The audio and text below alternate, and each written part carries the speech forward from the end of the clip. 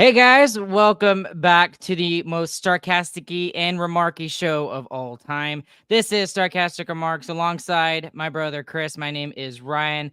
Thank you to our sponsors BetterHelp and DraftKings Sportsbook. Go and use that promo code THPN the next time you are there.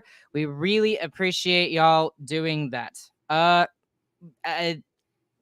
kind of didn't want it to be this long, Chris, but numerous circumstances and excuses and things kind of happened in our lives, and it's been literally about a month. Tomorrow it'll be a month that we've done our last episode, but now we're in season 6 getting ready for the next upcoming season. How are you doing?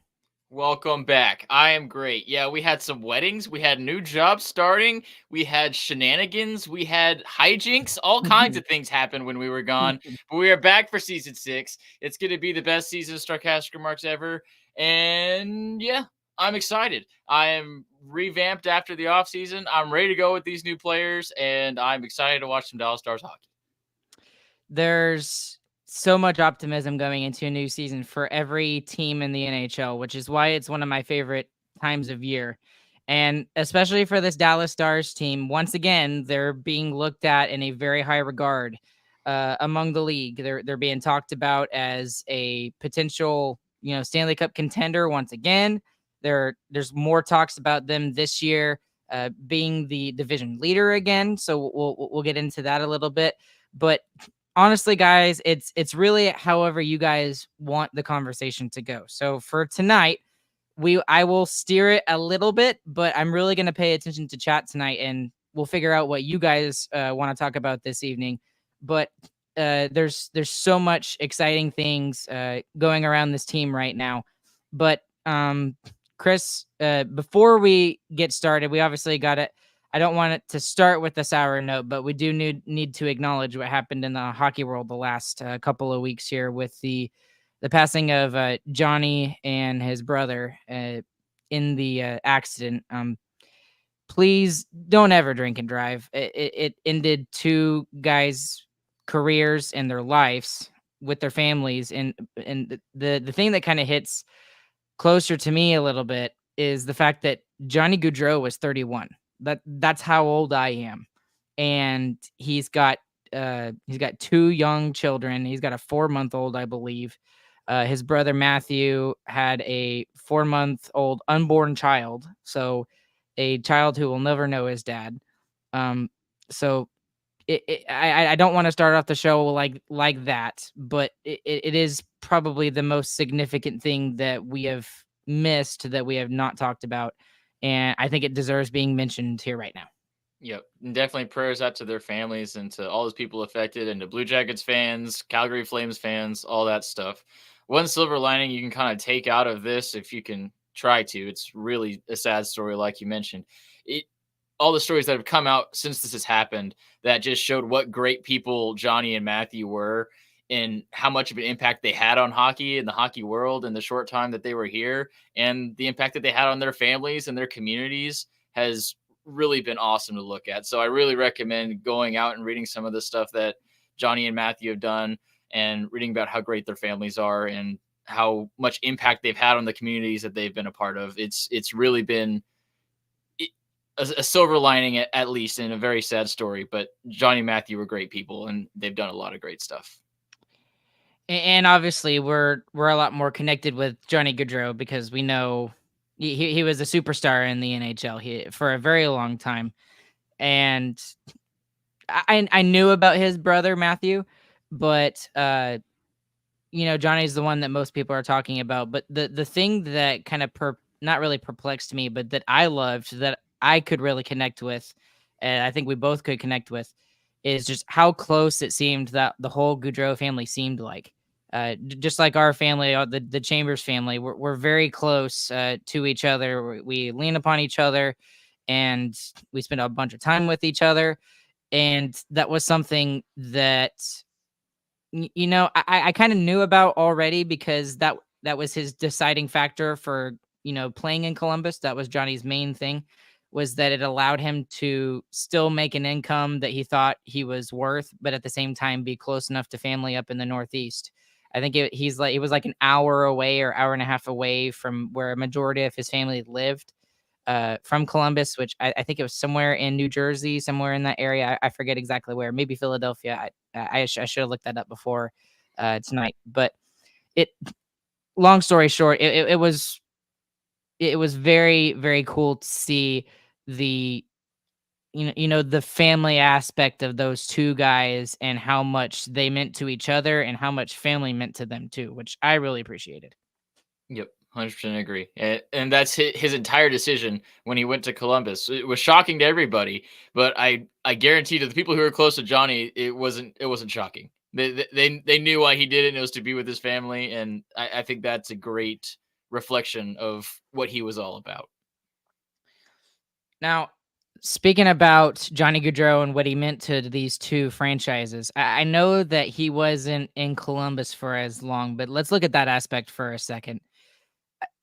I really feel bad for Columbus Blue Jacket fans, and if there's any team other than the Stars that I'm absolutely rooting for next season, and that I might actually go and watch some games for, it's the Columbus Blue Jackets. Like, if if the, that's a team that I want to see make the playoffs. I want to see them, rise above all of the adversity that they've had to face in the last 3 years. First, obviously, they lost.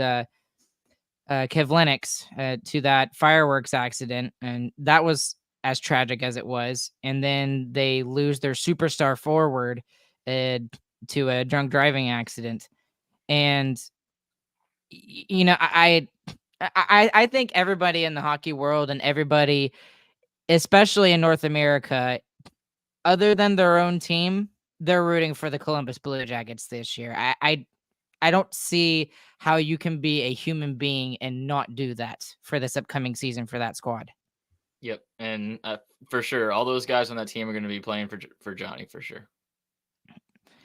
And then as far for the Calgary aspect, that's where he spent a majority of his career, and it was I think the most heartbreaking thing that I personally saw is I watched both vigils afterwards, the Calgary one and the Columbus one that they did, and they streamed it live on the internet. But the one that really got me was Backlund, his speech to the Calgary crowd, and that gave me serious goosebumps. And trying to understand what really what he truly meant to that team and what he meant to that particular franchise there in Calgary. And I mean, if there's anybody that feels it more than Columbus fans or as much as Columbus fans, it's definitely the Calgary aspect there.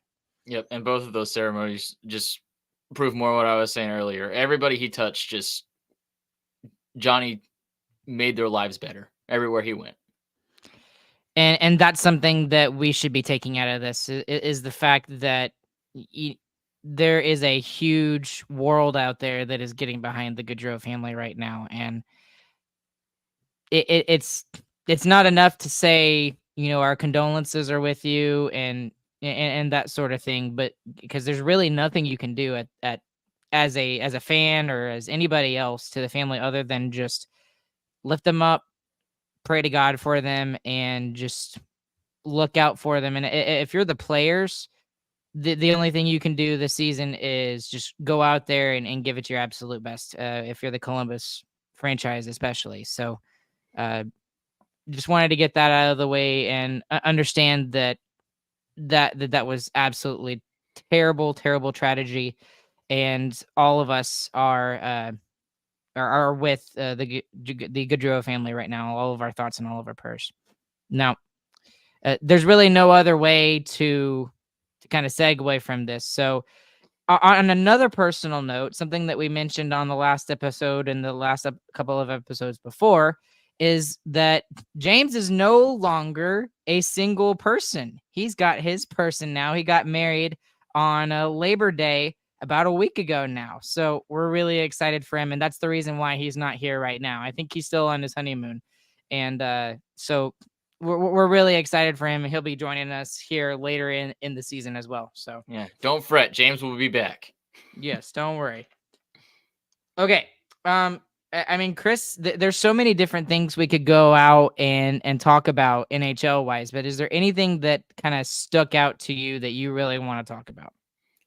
First we can kind of talk about expectations. You mentioned it in the beginning a little bit, but the Stars not only are just considered cup contenders in most like betting odds, they are the number 2 favorite behind the Edmonton Oilers to win the Stanley Cup this year. They are picked number 2 by most pundits and experts to win the Stanley Cup this year. It's even higher expectations than the Stars had last year, which is hard to get because they had some high expectations. So everyone talks about your window to win in the cap era. The window is open. It was open last year. It's open this year. It's time to do it. And the expectations right now are through the roof. They were through the roof last year, and the Stars excelled with them, and they did extremely well. I don't see any reason for that to change going forward. So I think expectations-wise, they're super high, and the Stars are ready to live up to them. So with the Stars going out in the last 2 seasons in the Western Conference Final, both years, both times to 2 different teams. One team goes on to win the cup, the other doesn't, but takes it to Game 7. It only makes you play devil's advocate and be like, what if? Like what if that one play had gone our way? What if when the Stars were up 2-1 in Game 4 and they were up 2-1 in games? What if? And I don't want to feel that way at the end of this year. So let me ask you this question. And in thinking about it, I think the answer is yes.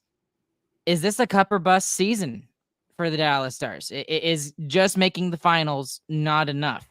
Because it would be different if the Stars had made the finals last year, I feel like. But I know that seems silly, but because they didn't get to the Stanley Cup final 2 years in a row, and both years they kind of shot themselves in the foot a little bit and not getting there. Now I feel like that pressure is a little bit higher than it even was last year. So is this a cup or bust season? Is that the expectation? I like your second question better than is this a cup or bust season? Is this a cup or bust season makes it seem like should we sell off anything it takes to get the players that we need? And if that's the question, I would answer no. That's not what I mean. What I mean is that how do you look at this season as a success? Yes, agreed. And that's what your second question was. In that case, the only success right now for how good this team is to win the Stanley Cup. I 100% agree with that one. So we've been to the Final Four 2 years in a row now. We've been to the Final Four, what is it, 3 of the past 5 years now? Mm-hmm. So, yeah, going to the Stanley Cup Finals is not going to be a success for the Stars. It's going to be a Stanley Cup. And for how good this team is good enough to win a Stanley Cup. If we got past Edmonton, I feel confident that we could have beaten Florida. If we were playing the same way that we played against Colorado and the same way we were playing against Vegas. The problem is we just did not play that way at the end of the Edmonton series. So this team is definitely good enough to win the Cup. The expectation is to win the Cup. The only success that can happen this year is if the Stars are the last team standing. And the question that everybody is asking right now is what's the missing piece right now? Because I think we both agree in the fact that pre-Tanev, this team is better on paper than it was last year. Going into and we were really excited about that team last year. We were like, and that was with Hakanpää playing in the top 4. We were like, okay, there's some expectations here now, and we should win the Cup this year. We have a huge ability to make it all the way. Now, I know it seems silly a little bit, but now it feels like I don't want to say it like this because I'm still excited for the season, but the anticipation is not as high this year as it was last year for me. And maybe that's just because of the fact that they didn't make it all the way last year, or maybe that's because I saw how with Chris Tanev, how good this team really was. I don't know, but that expectation is still there. The anticipation is just not quite there yet for me. I don't know why. It's pretty much there for me. My anticipation is all the way up the same way it was last year. I'm anticipating this team to be great, to win their division, to win their conference, to go win the Stanley Cup. So I'm fully back up there. Maybe you might not be there just because of how short the offseason was, which might I mention, short off seasons are fantastic. This has been great. I've only missed hockey a little bit. I'm for sure gonna watch all those prospect games this weekend still, but I've only missed it a little bit. So yeah, my anticipation is all the way up there. My expectations are all the way up there. Yeah, I'm even more amped than I was last offseason. Okay, so speaking of expectation, let's take a little bit of a twist here because opening up tomorrow is the Victory Plus app, right? So it's already been released on the Apple Store, on Google Play. What expectation are you seeing from Victory Plus? Because I don't know a lot of the behind the scenes people if they are the same as the guys from Bally Sports. Obviously, Josh and Razor and Brian and Sevi are still going to be there, but like, what's the expectation for you for Victory Plus? Because I think there's going to be a little bit of a learning curve for a while, so I'm expecting some things to go wrong for a little while before the season starts. But what do you want to see from this Victory Plus format? What are you excited about? Yeah, and before we get into that, go download the app. Go download the app. Go download It's Victory cool. Plus. It Go is leave so the cool, reviews. man. It's I love really it. cool. It's awesome. It's got like the short videos, almost like TikTok, but they're all Dallas Stars. It's all Dallas Stars TikToks. It's like the best version of TikTok that could ever happen. They got Oh, the my awesome old games. They've got crazy highlights all over the place. It's exactly what we've been wanting DallasStars.com to be. And that's what Victory Plus is. Go download it. It's great. What I love, I actually went and watched it the other night. I've watched it 3 times in the last 2 weeks. It's the Mike Modano's last game in Dallas. Yes. Oh my goodness, that gives me goosebumps every single time. Like, you could not have written that any better than they did. Anyways, I remember sorry, as a child crying during that game. But yeah, go download it. It's great. Leave it a review, all that stuff. Honestly, I know you're saying it might be like a little bit of a learning curve. I've listened to the interviews from the Dallas Star CEO who's been talking about the app. They've hired, I think it's the producer from Bally Sports who was producing the games, and he's been close in contact with Josh and Razor, and he's saying that we should expect at least the same quality that we're getting from Bally Sports, if not more. So honestly, I'm going to take him at his word and I'm going to believe him. And I'm going to say, all right, broadcast quality is going to be the same or better. So that's my expectation. The other really cool thing, and something that they released, I think it was today or yesterday, when they were talking about Bally Sports, is for the away preseason games, they're not going to have the traditional broadcasting like they will for the normal home games, like Josh calling the play-by-play and Razor doing the color. That'll still be for the home games, for the preseason games. But the away games, they're actually going to do a I think they call it non-traditional, relaxed style broadcast with Brian Ray and Sevi. So it'll be more like those Manning casts like you see on Monday Night Football on ESPN, where it's more laid. Oh. Maybe they're talking about specific prospects that are playing that night, how they're doing, stuff like that. And that's something that's going to be super cool to see how they use the freedom that they have with Victory Plus as they go throughout this season. And if we can do more special broadcasts like that, like maybe if we're playing in Minnesota, maybe they do an alternate broadcast where Brian Ray, Sevi, and Mike Modano are watching the game or something like that. The ability to even have that option is something that would be really cool this year. And the other stuff is just the ability to have extra stars content, which if you're watching this, you want You want more. Yeah. you can get all the stars content you want, and I don't think you can ever run out. I've been on the Victory Plus app. It's the off season. No content is being made, and I'm still seeing new stuff.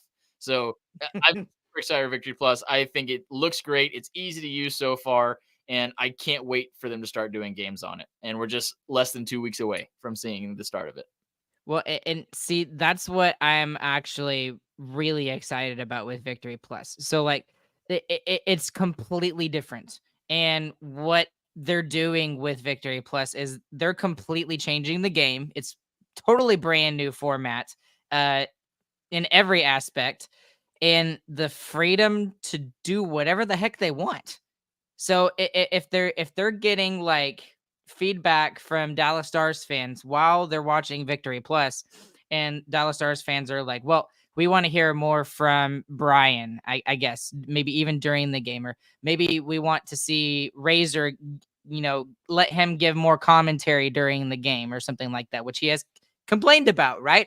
Him himself. He's just like, I want to see I want to be able to talk more about the game and stuff like that. So that's what I'm honestly really excited about with Victory Plus. And well, actually, speaking of that, we know at this point that the Anaheim Ducks have also joined Victory Plus. So a lot of Stars fans were very confused about the fact, wait, the Ducks are joining Victory Plus. When they started Victory Plus, it was not meant to be a Dallas Stars only oriented program or streaming service or whatever. The Dallas Stars were the first of this group, but now Anaheim has joined on to this. So it's already starting to catch storm, and we haven't even seen the first broadcast of it yet. Yeah. So that's at least 2 out of 32 teams who believe that this method, this format, this marketing strategy can work. So I'm super excited. Yeah. And don't worry, you're not going to see Ducks content all over the Victory Plus app. You can actually select Dallas Stars in the app so you can avoid all the gross orange stuff. And even if you're outside of the regional area, so the regional area for Victory Plus for the normal regular season games is going to be Texas, Oklahoma, Arkansas, and Louisiana. I think you should still download the app because you still get all the awesome extra behind the scenes stuff, interviews, highlights, all that stuff. Still download Victory Plus. It's still going to be great. Well, and we also don't even know everything yet that they're going to do. I've heard rumors that there's going to be like extra content on top of the normal stuff that they do, and it's not normal stuff that you would see from an NHL team. So maybe like more behind the scenes stuff. I have no idea. I have really no idea, but that gets me excited because maybe they're thinking way outside the box that no fan and no marketing strategist or no TV executive has ever thought of before, and they're going at a completely different angle. I mean, the opportunities and the abilities for the Stars to do stuff is limitless with this. Yeah. And final point on this, we really need to be thanking the Stars and helping promote this with word of mouth as Stars fans, because the Stars are taking a huge gamble, and what they're betting on is they're betting on us as Stars fans to make this thing work. So anytime you're having a conversation about the Stars with somebody who marginally cares, your boss who kind of knows you like hockey, asks about it, let them know, hey, you can watch the game for free tonight with this app. You can watch it totally for free. Let people know, send it to people, talk about it. If anyone mentions the Stars to you, tell them you can watch the games absolutely for free. It would be awesome. They're betting on the fans to make up all the profits that they are giving up on to give us a better experience. So let's try and give that back to them a little bit too. Spread this thing like fire. And as a podcast, that's what we should be doing. We should try to push this as much as possible. So starting this season, 69 of the 82 games are going to be on Victory Plus. The remaining will be on ESPN Plus or TNT in the national broadcast there. So we're getting really excited to see that. On a sort of kind of side note, but sort of kind of in the same metric of this, we should mention this as well. All City Network, that we're really excited that they're joining the Dallas Stars fan club with DLLS Sports. And if you have no idea what I'm talking about, you've been under a rock for the last month or so. They have started the last couple of weeks at the beginning of September, and they have shows for each of the major sports in the DFW area, including a Dallas Stars podcast that features Owen Newkirk, Craig Ludwig, Sam Nessler, Sean Shapiro, and others that have come on to the show as well. You were talking about the interview that Brad Alberts did with them. That's where you probably got that. It's awesome content. I highly recommend you go and do that. I've watched every single show of theirs for the DLLS Stars podcast. It's freaking fantastic. Yep, and they're going to have Sam Nessler is going to be a full-time independent Dallas Stars beat writer. That is his only job. He is going to be Dallas Stars 100% of the time, all the time. It's fantastic that we're getting some outside media groups that are putting some money on the Dallas Stars. And yeah, they do awesome stuff. Well, and All City is taking a gamble. Well, it's not really a huge gamble. It's a huge market, but they're putting millions of dollars into this project, into DLLS Sports. So I'm really, really excited to see where this is going to lead. And this is something we complained about, wants, Matt DeFranks left and he went to St. Louis, and Leah does a great job with as much as she can, but she's also covering SMU football. She's also covering she was covering high school football sports for a while. And now, and I love the work that she does and that others do, like Taylor from Defending Big D. But it's really nice to have someone whose legit job is to be a beat reporter for the Dallas Stars with Sam Nessler. That's probably the most excited I am about that, is the fact that we get to see that a full-time beat reporter that's not paid by the team to cover the team. So I mean, that's something we've been complaining about for over a year. Once Sod was given, Cowboys duty on top of Dallas Stars duty, which he did a great job with, by the way. Which he really I can't imagine. That must have been a ton of work. Yeah. I seriously, just doing this is enough, and it's a side gig. So, but I'm really excited to see what Owen Luds and all of those guys do over there at DLLS Sports. So, welcome to the Dallas Stars podcast family. So, yes.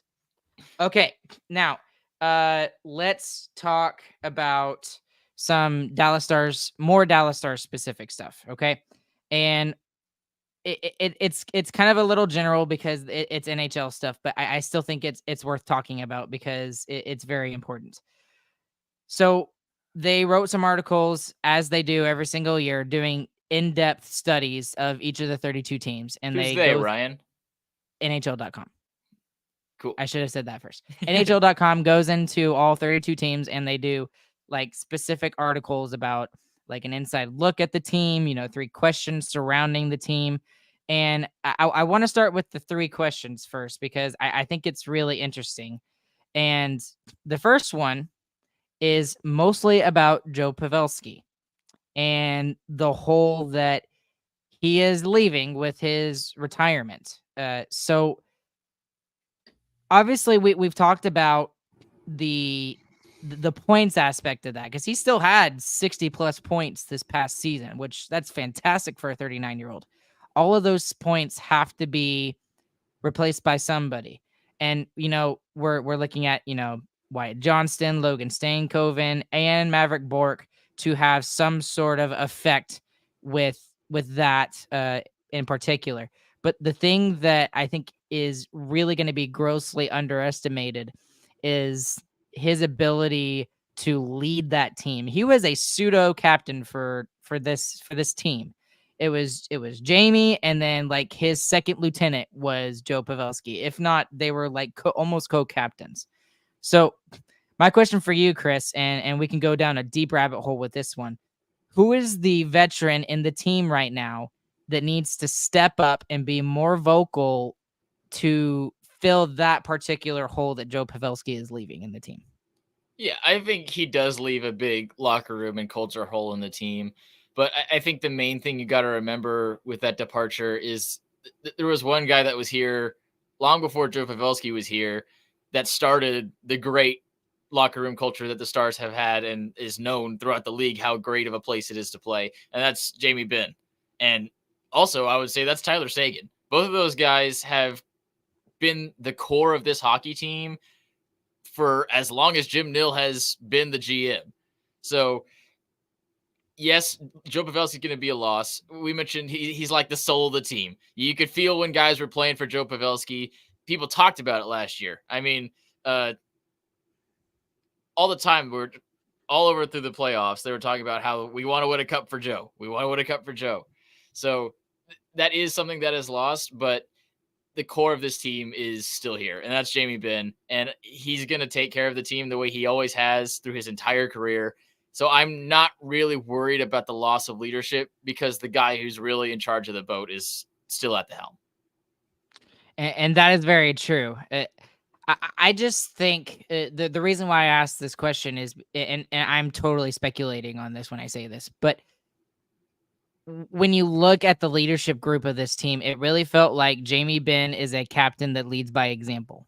He's not really a talking kind of guy. He's more of the introverted kind of guy. And when he when he makes a big hit or something like that, it rejuvenates the whole team. It does. He leads by example. I felt with Joe Pavelski, he was the guy in the locker room that would stand up and would say something. And he was more of the talking guy. So my thing is who's going to be that particular part? Because I agree with you. Now, is Jamie Benn going to have to fulfill that role and maybe step up a little bit more in the talking aspect, especially when things are not going well and you have those closed door meetings, which there was a couple of times this past year that at least one I can think of where they had one, and a couple of other times they probably should have had one.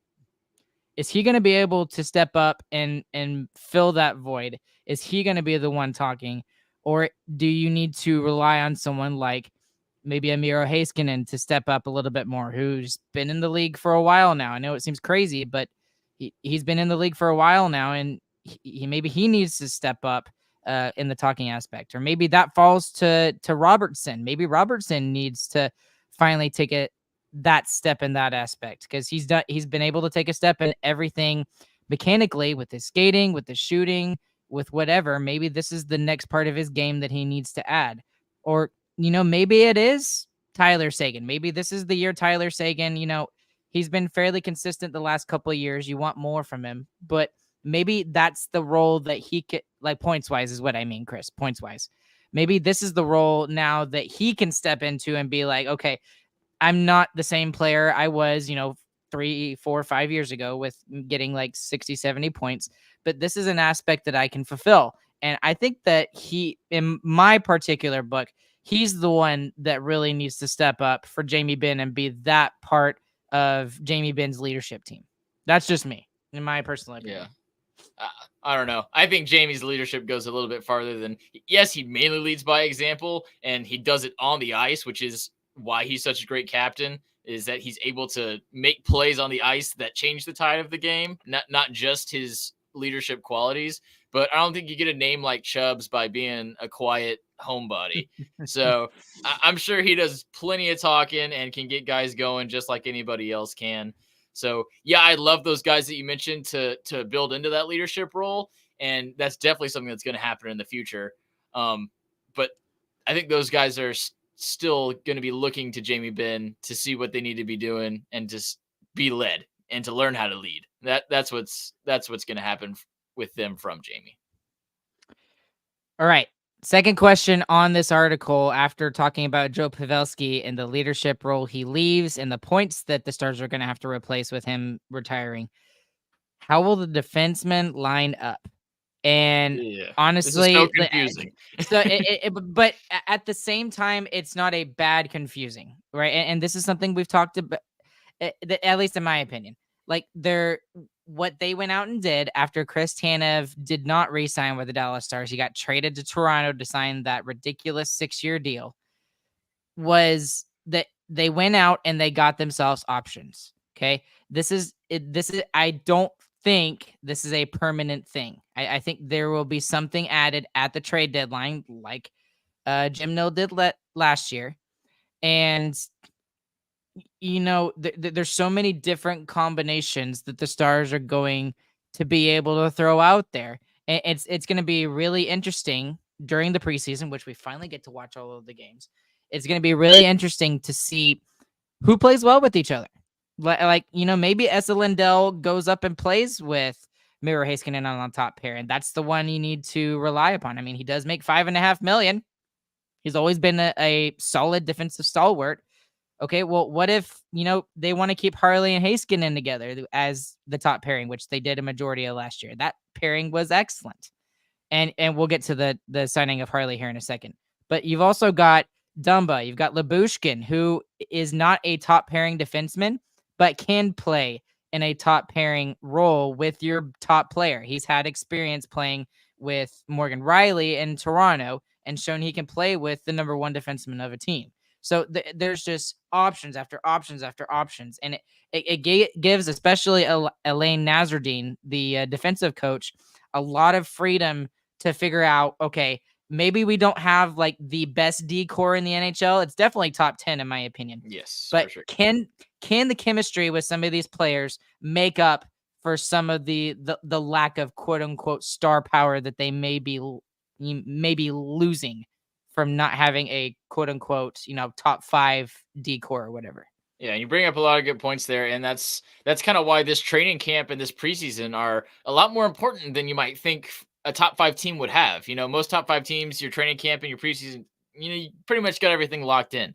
Right now for the Stars, we've got 4 defensemen who are likely going to be game in, game out players who generally play on the right side. Miro Heiskanen has been playing on the right side for the past, I don't even know how long, forever.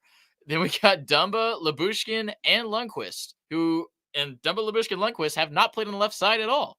So are we going to see Miro moving back to the left? And all the same questions you asked. Are we going to see Lundqvist playing every single game? Which, if we signed him for an NHL contract, I think we have to, at least for the beginning of the season. But yeah, so many questions on the defensive side of the puck. That'll be really fun to watch as training camp goes along. And same questions for going back to what you mentioned earlier, how you replace Joe Pavelski's points. Is it Stankoven going up there? Do you take Johnson off of center, which he's been great at? I mean, there's a lot of question marks going into this camp. I would say if I got what I wanted on the defensive side, just to kind of speculate some lines, I would break up the Heiskanen and Harley pairing, and I would put Heiskanen and Harley Lindell on the left side, and I would put Dumba, Lyubushkin, Lundqvist on the right, and I'd run with that. I think Brendan Smith, who's an acquisition we got at the trade deadline this year, kind of a depth defenseman guy who can play both sides pretty solidly, kind of similar to a Hanley thing, is how I kind of read that. I think that's a great kind of backup plan and emergency escape, but I don't want to have to use that. If we're signing Lundqvist to a contract and we're saying he still has the potential to become an NHL defenseman, all right, let's make him an NHL defenseman and let's not beat around the bush and let's play him. And this is a debate we had throughout the entire season last year of the NHL is not a development league. Why are we developing Lundqvist? And you and James, you both got me around to it. I was like, you know what? Y'all are right. We shouldn't be developing Lundqvist. Well, Lundqvist signed a new contract. I'm back on the Lundqvist train. Lundqvist has got to play. If we're signing him to a contract, he has to play. And honestly, for a certain period of time, it doesn't matter how bad he is. Because if you're wasting this money on him and you're Jim Nill and you're throwing all your chips in on Nils Lundqvist, you got to give him a chance at least to make it work. And if it doesn't work, get rid of him. Put him on waivers. I don't care. But you got to try and make it work. And if it doesn't work, get off of it. And there's even more options that you haven't even talked about, Chris, you got Liam Bichsel. Mm-hmm. And probably the biggest prospect that is not directly correlated with this roster right now, but absolutely could. Literally the biggest. But he's the only guy out of the prospects for the Dallas Stars that I would consider prospects that we're not sure if he's going to make the team or not. Like Maverick Bourque, it's almost a lock that he's on the opening night roster. I will be shocked if he's not. Yeah. Logan Stankoven obviously has kind of made his way onto that roster already. So that's another thing that Jim Nill does is he went out and signed all of these quote unquote veteran defensemen and put pylons in Liam Bichsel's way and said, okay, we're not saying you're not going to get a spot, but you got to play better than these guys and show us that you deserve it. So again, that's another interesting aspect about this training camp coming up here in a couple of weeks. Is Liam Bichsel going to be in the top 6? Because he's not going to be number 7. If he's number 7, he's playing down in Austin, and you get to see him a lot down there in Cedar Park. Correct. So I don't know. So we'll see. He really is the wild card for the training camp because right now on the left side, our 3 best defensemen are all left-handed, and and Bichsel is also left-handed. He might be the 4th best. Who knows?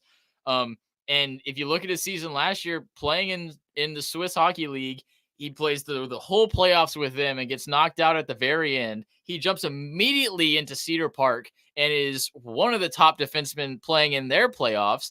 And then he comes to Dallas and almost gets into the end of the Edmonton series. If you remember, that's true. We had so many hurt players. We almost went to a guy who's never played an NHL game in the Western Conference Finals because that's how promising this guy was. That's how much of a wild card he is. He is for sure going to see some ice in the NHL at some point this year. And who knows? Maybe he is the solution to all the problems. Maybe Miro plays on the right side. Boom. Bichsel comes out of nowhere and becomes the third spot on the left side. And then it's Dumba Lyubushkin. And that sounds great. If Bichsel really is what he sounds like he's going to be, I mean, those 6 is definitely a top D core. But I don't think we start the season with that. I think he's going to have to prove himself. I think it'd be good for him to prove himself the same way Harley did in the AHL, to get tons and tons of reps in North American hockey rinks and North American rules and all that stuff. So we'll see him at some point. I don't think that is exactly the defensive core we're going to see, but man, would it be fun? That would be the ultimate chaos 6 defensemen. And it's really exciting to see what the Stars D core could look like, because honestly, your guess is as good as ours. I mean, yep. You know what? Let's hold our feet to the fire. We have to do it. You have to make a decision right now. Who is in your top 6 right now, Chris? So for opening, what does it look like? For opening night, I think it's going to be Harley Heiskanen as your top pair, and then you're going to have Lindell and Lyubushkin, and you're going to have Harley. Wait, who am I missing? Who's my left-handed defenseman I'm missing? Please help me. Lindell. Yeah, Lindell and Lyubushkin, and then the third pair is Lundqvist, and who's the other left-handed guy? Oh my goodness. Dumba? No, Dumba's right-handed. I'm missing Dumba, yeah, and then Dumba and Lundqvist at the bottom. So I think that's what you're looking at in your starting 6. But honestly, I don't think Lundqvist is going to make the cut, and eventually, I think he's going to be traded out with Brendan Smith. Well, and maybe that can be used to upgrade your decor for another top 4 guy that will completely solidify you at the trade deadline. I don't know.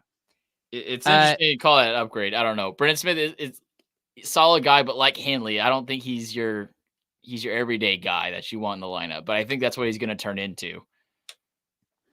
Well, we'll see. Yeah, you never know. This is not going to be a popular opinion, but I think this is what's probably going to happen. And I want to see Lindell play with Miro Heiskanen. I think that makes a lot of sense right there, because we've seen in years past that Lindell can play that defensive stalwart game that, he did with John Klingberg. When John Klingberg was here, John Klingberg was able to wheel and deal and, take chances going into the offensive zone because he knew that Esa Lindell was there to back him up. I think, and again, it's not ideal with him on the right side, but I really think that opens up Miro at least a little bit offensively, even if it's on the right side. And the more I've thought about this, is putting him on the left side really going to unlock more of Miro's potential at this point? Because he's been playing, like you said, Chris, on the right side for the longest time now. And maybe at this point, that's just what he's comfortable with. And if you throw him on that left side, he might play worse because he hasn't played the left side in years. So that I think that's what the top pairing is going to look like with those 2 guys, with Lindell and Heiskanen. Now, what that does do is it opens up Thomas Harley. And what I really think is going to happen is I think Lyubushkin is going to play on that second pairing with him. And then we'll see the bottom pairing of Brendan Smith and Matt Dumba. I think that's probably what we're going to end up seeing. Ardell, I don't think so. Can Dumba play in your top 4? That's the question to me. In a pinch, I think he can if someone's hurt, but you don't want him in your top 4 in a regular basis. I think Lyubushkin is better suited for that than Matt Dumba. That's my opinion. That's my feet held to the fire that I would like to see most of the time. Chris, you're muted. I can't hear you. Okay. Anyways, so the last question while Chris figures out his technical difficulties, he was having problems with this earlier too. The very last question that we see on the NHL.com 3 questions facing the Dallas Stars is about Wyatt Johnston. So, how does Wyatt Johnston build on last season? So, this is a very big superstar-like season for him. I mean, is he led the Stars in goal scoring this past year as a sophomore with 32 goals. And a lot of people are saying, can he hit the 40 threshold? Can he get up to the 80 plus point range? Is he really that good of a player? We already know how good he is in the two-way game, but can he raise his game even further to kind of, like we talked about with Joe Pavelski, can he take some of those points away and, be able to uh, be a factor even more so than he was last year? So Yeah. what do you think, Chris? Well, can you hear me now? Yes, I can hear you. I gotta get some new equipment. The thing unplugged. I don't know. But yeah, I think it's lining up for him to absolutely explode. He had a great year last year, like you said, led the team in goals on potentially the third line. Maybe you call it 2B line, but he's now going to have the chance to maybe play on the first line. We'll have to see about that. But he's for sure going to be on your number one power play this year with all those killers on the top, which is going to be terrifying for the opposing team. I mean, everything is lining up for him to be able to score more goals, and he already led the team last year. So if there was anyone you wanted to bet on going from a great player to a superstar, you bet on Wyatt Johnston, in my opinion. And what makes him a superstar, Chris, in my opinion, is yes, he led the Stars in goal scoring. He was a 30 goal scorer this past year, but it was how he did it in the playoffs. He was the clutch player that the Stars fan base has been missing for a long time. And that's no knock to any other players that have come before Wyatt Johnston. But Wyatt Johnston was the guy in the playoffs last year that if you needed a big goal or you needed something to spark you, it was either Jamie Benn or it was Wyatt Johnston in one of those two aspects. Like they were by far the two best forwards on the team, and they both led the way. Now, can Wyatt Johnston take that next step and can, not in the leadership role, but in a stats role, can he take that role and lead with it and become the superstar that we think he can be?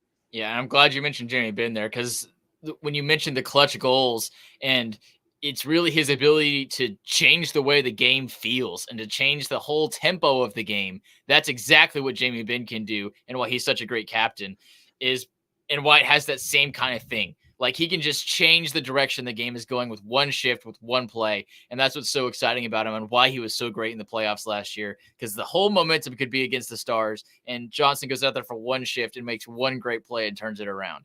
So I really think he is poised and ready for a huge season this year. And I would put money on it. Now, on a side note, this is not a question from the article, but this is something that has been speculated upon by a couple of different people I've seen, and it's mostly with the Calder Trophy race. For those of you that don't know, that's basically Rookie of the Year.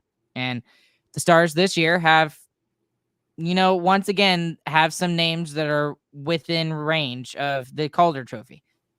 Obviously, in years past, we've seen Jason Robertson. He got second and losing only to Kaprizov. We saw Miro Heiskanen get some acknowledgement in the Calder Trophy race when he was a rookie, when he was 19. Can Stankoven or Maverick Bourque, who was the AHL MVP last year, could we see one of those guys take off and win the Calder Trophy despite some of the big names that are going to be out there this year?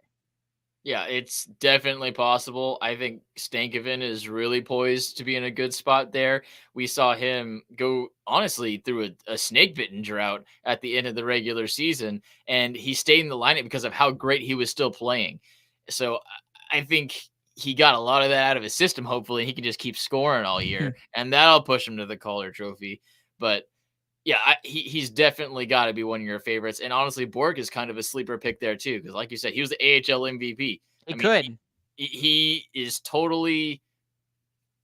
he's totally able to jump into that as well. He didn't have as much opportunity as Stankoven this year because Stankoven was able to fill a hole that was left by Dodonov. So Stankoven kind of got lucky with that fact. But Bork is going to be just as fired up, just as ready to go to try and prove that all the stuff he did in the AHL wasn't a fluke too. So both of those guys are going to be on Calder watch all season for sure.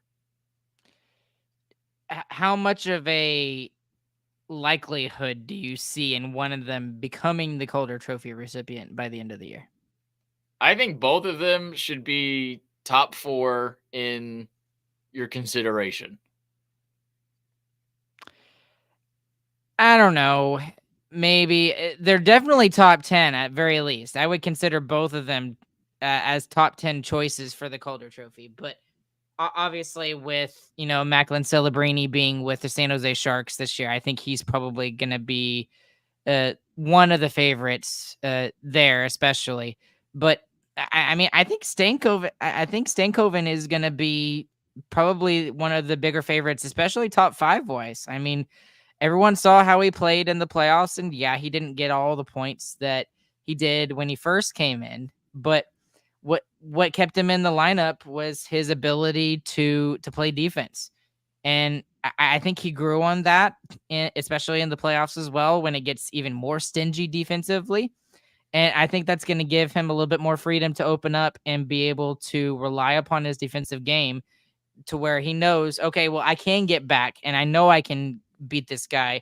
And so I'm going to take this chance at going into the offensive zone and, maybe pinching down the boards a little bit or whatever. I think we'll see a little bit more of him taking chances in the offensive zone this year, which that personally excites me. I'm really excited to see that aspect of his game kind of grow a little bit at the NHL level. Yeah, and I don't think he'll have to be as worried of getting pulled out of the lineup because he's going to have a much longer leash. He'll have the ability to take those extra risks offensively, like you mentioned, that we know that he can do because of his play in the AHL. So 100% agree with you there. Now, this is also a bit of a factor. Ardell is being negative Nancy over here. It's a beauty contest for the Yankees and Canadian writers, and he says no, neither one of them because they play in Dallas. So he said he'll take a Central Division title and Stanley Cup over the Calder. Then true. I think Bork would take that as well. I agree. I absolutely agree. And to a certain aspect, there is probably some bias there. There has to be. There sure is. But if you win goals, assists, and points, I mean, good luck taking it away from you, though. Mm-hmm. Absolutely. Okay, so we're pretty much at the end of our episode here. I do want to mention a couple of closing remarks here. Shout out to Jordie Benn, who announced his retirement from hockey today. Spent 607 games, I believe, in the NHL. So that's a very good career for a guy who I believe went undrafted, or if he was drafted, it was in the very late rounds. He was undrafted and started all right. the way at the bottom in the ECHL and climbed all the way to the top. It was definitely a grit performance of a career from Jordie, and we may not have liked him the whole time, but you can't deny the fact that he fought and clawed for everything he got, and he earned everything he got in the NHL. So, yeah, huge congrats to him. And a Dallas resident. That's very true. And I'm hoping we'll see him around more now that he's retired, and we have him come watch Jamie's games.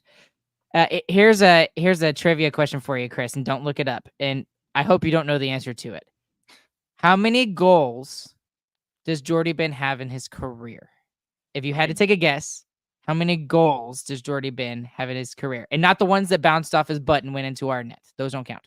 In his career? Yes, in his whole career. How many goals? And chat, don't help him. I think it's like 22. That's a good guess. 26. Not bad. 26 goals. 26 goals in 607 NHL games. That's just nuts. And you know what? He was still positive on his career. I think he finished like a plus 16 in his career plus minus, which you know how I feel about that stat. But still, that's impressive for a guy that doesn't score ever.